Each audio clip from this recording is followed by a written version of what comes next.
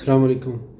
बलूचिस्तान अवामी national party के एक senator ने सैनट दे विच तहरीक जमा कराई और उस तहरीक दे विच कहा गया है कि चूँकि सुप्रीम कोर्ट ने बहुत सारे आइनी मामलों दे विच अपना किरदार वधा लिया है और उत्थे रोज़ मुकदमात की नवीं नवीं समात होंदी उनके वास्ते बेंचेस बनाए जाते हैं तो आम लोगों के जोड़े मुकदमात ने या महकमे के मामलात ने उनके उत्ते फाइनल डिसीजन नहीं हो पाया।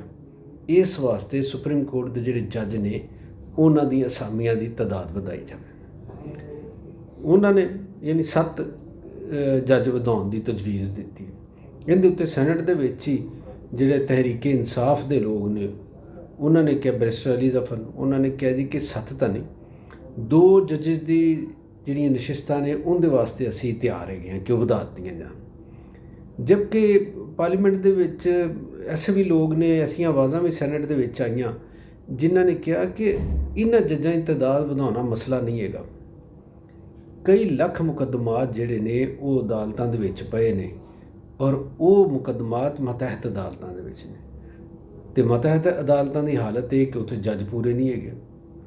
तो उन्हों का यह कहना है कि बजाय तुसीं सुप्रीम कोर्ट के जज वधाओ, मतहत अदालत जी डिस्ट्रिक्ट कोर्ट्स ने सिविल जजिज ने जिहड़े हाई कोर्ट के जज जिथे पूरे नहीं है वो तादाद पूरी करो।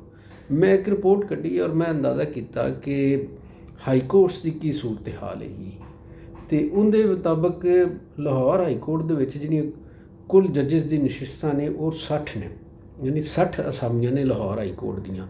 जबकि जिहड़े जज इस टाइम खिदमात अंजाम दे रहे हैं उन्होंने तादाद है 36। तो तुसीं आपे हिसाब ला लो कि किनियां घट ने। 24 जज घट ने जिहड़े भर्ती होने ने या उत्थे तुसीं तकर्रर उन्हां दा करना। इस तरह जिहड़े पेशावर हाई कोर्ट है उनदे विच कुल नशिस्तां जिहड़ियां ने वो होईयां ने 20, लेकिन जज उत्थे 14 ने। फिर सिंध हाई कोर्ट उत्थे 40 की बजाय 31 जज खिदमात अंजाम दे रहे हैं।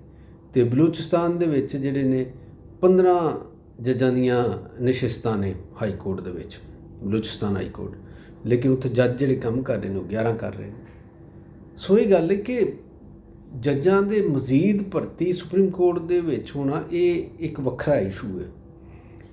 जिहड़ा अदालतां दे उत्ते मुकदमिਆਂ दा भार दस्सिया जांदा है ये एक वखरा इशू है। पाकिस्तान दे विच लोगां ने आम तौर पर हुकूमतां दे बयानियां जिहड़े हुंदे ने उन्हां नूं नैरेटिव्स नूं एक्सैप्ट करते रहे हैं लोग, लेकिन हुण लोग कबूल नहीं करते।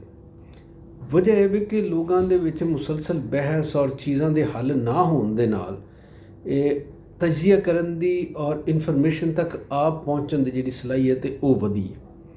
और इस सलाहियत की बिना ते जिहड़े हुकूमत जो कुछ दसदी है वो अगले चंद घंटियां दे विच ही सोशल मीडिया के उत्ते उनका रद्देअमल आ जाता लोगों का और लोग फैक्ट कढ़ के दसना शुरू कर देंगे ने कि यह गल है जी।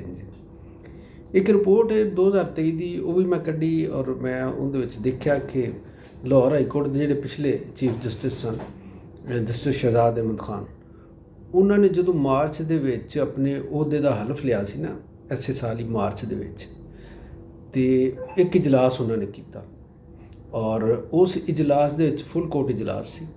उन्होंने कहा कि मुकदमिਆਂ ਦਾ भार क्यों उन्होंने दस्सिया गया कि जनाब जिहड़ा पंजाब दे विच जानी हर लाहौर हाई कोर्ट के अंडर जिहड़ा एरिया हुंदा सी उन्होंने कहा जी कि इत्थे ना जज घट ने। किन्ने जज घट ने तो जनाब 750 के करीब जज घट। अच्छा, 1 साल के दौरान ये 750 जज जिहड़े ने ये भर्ती नहीं होए। हुण पंजाब दे विच अगर 750 जज नहीं है तो इनका नतीजा की निकलना है? इनका नतीजा यही निकलेगा कि बहुत सारे मुकदमात जिहड़े ने उन्हां दी फाइलों का ढेर लग गया, वो मुकदमात का फैसला नहीं हो पा रहा। तो जिहड़े पहले के मुकदमात ने जदों उन्हां दा फैसला नहीं होना तो नव्यां दा कित्थों होना है?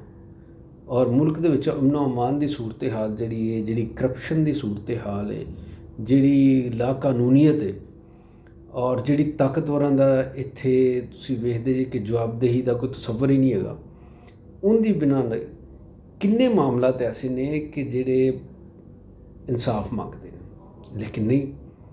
सो गल ये ਇਹ ਜਿਹੜਾ ਬਿੱਲ ਉੱਥੇ ਪੇਸ਼ ਕੀਤਾ ਗਿਆ ਸੈਨੇਟ ਦੇ ਵਿੱਚ, ਇਹਦੇ ਉੱਤੇ ਸਿਆਸੀ ਜਮਾਤਾਂ ਦੀ ਰਾਏ ਤੁਹਾਡੇ ਸਾਹਮਣੇ ਆ ਗਈ। ਹੁਕੂਮਤ ਦੀ ਰਾਏ ਇਹਦੇ ਉੱਤੇ ਨਹੀਂ ਆਈ, ਕਿਉਂਕਿ ਅੰਦਾਜ਼ਾ ਹੈ ਕਿ ਇਹ ਜਿਹੜੇ ਬਲੂਚਿਸਤਾਨ ਅਵਾਮੀ ਨੈਸ਼ਨਲ ਪਾਰਟੀ ਦੇ ਸੈਨੇਟਰ ਨੇ ਬਿੱਲ ਪੇਸ਼ ਕੀਤਾ ਹੈ, ਇਹ ਦਰਅਸਲ ਹਕੂਮਤ ਦੇ ਈਮਾਨ ਦੇ ਉੱਤੇ ਕੀਤਾ ਹੈ।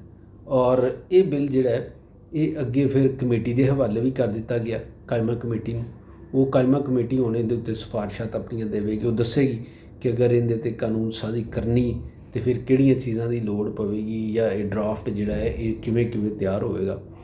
ਇਹ ਸਾਰੇ ਜਿਹੜੇ ਮਾਮਲਾਤ ਨੇ ਇਹ ਫਿਰ ਕਾਇਮਾ ਕਮੇਟੀ ਰਿਕਮੈਂਡ ਕਰੇਗੀ, ਹਾਊਸ ਨੂੰ ਦੁਬਾਰਾ ਆਏਗਾ ਬਿੱਲ, ਫਿਰ ਉਹਦੇ ਉੱਤੇ ਗੱਲ ਹੋਵੇਗੀ। ਲੇਕਿਨ ਇਹ ਮਾਮਲਾ ਜਿਹੜਾ ਹੈ ਇਹ ਸਿਰਫ ਇੰਨਾ ਨਹੀਂ ਹੈਗਾ, ਇਹ ਮਾਮਲਾ ਮੌਜੂਦਾ ਹਾਲਾਤ ਦੇ ਵਿੱਚ ਬੜਾ ਸੈਂਸਿਟਿਵ ਹੋ ਗਿਆ।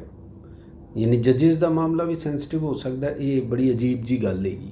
ਲੇਕਿਨ ਇਹ ਗੱਲ ਇਸੇ ਤਰ੍ਹਾਂ ਹੀ, ਔਰ ਉਹਦੀ ਵਜ੍ਹਾ ਹੈ ਕਿ ਸੁਪਰੀਮ ਕੋਰਟ ਦੇ ਵਿੱਚ ਜਾਂ ਸੁਪਰੀਮ ਕੋਰਟ ਦੇ ਜਿਹੜੇ ਜੱਜਿਸ ਨੇ ਉਹਨਾਂ ਦੇ ਹਵਾਲੇ ਨਾਲ ਜਿਹੜੀਆਂ ਖਬਰਾਂ ਹਕੂਮਤ ਔਰ ਹਕੂਮਤ ਮੁਖਾਲਫ ਜਿਹੜੀਆਂ ਜਮਾਤਾਂ ਨੇ ਉਹ ਜਦੋਂ ਪੋਸਟ ਕਰਦੀਆਂ ਨੇ ਸੋਸ਼ਲ ਮੀਡੀਆ ਦੇ ਉੱਤੇ, ਉਹ ਕੁਝ ਵੈਰੀਫਾਈ ਹੁੰਦੀਆਂ ਨੇ, ਕੁਝ ਨਹੀਂ ਵੈਰੀਫਾਈ ਹੁੰਦੀਆਂ, ਕੁਝ ਰਿਪੋਰਟਸ ਹੁੰਦੀਆਂ ਨੇ ਤੇ ਰਿਪੋਰਟਸ ਨੂੰ ਚੁੱਕ ਕੇ ਅੱਗੇ ਫਿਰ ਖਬਰ ਬਣਾ ਕੇ ਜਾਰੀ ਕਰ ਦਿੱਤਾ ਜਾਂਦਾ, ਜਾਂ ਫਿਰ ਸੁਪਰੀਮ ਕੋਰਟ ਦੇ ਜੱਜਾਂ ਦੇ ਹਵਾਲੇ ਨਾਲ ਜਾਂ ਹਾਈ ਕੋਰਟ ਦੇ ਜੱਜਾਂ ਦੇ ਹਵਾਲੇ ਨਾਲ ਹਕੂਮਤੀ ਅਹੁਦੇਦਾਰ ਵਜ਼ੀਰ ਜਿਹੜੇ ਨੇ ਉਹ ਜਦੋਂ ਗੈਰ ਮੁਹਤਾਤ ਗੁਫ਼ਤਗੂ ਕਰਦੇ ਨੇ, ਤੇ ਉਹਦੇ ਤੋਂ ਲੱਗਦਾ ਹੈ ਕਿ ਇਹ ਮਾਮਲਾ ਜਿਹੜਾ ਵੇ ਇਹਦੇ ਪਿੱਛੇ ਵੀ ਕੋਈ ਨਾ ਕੋਈ ਵਜ੍ਹਾ ਹੈਗੀ।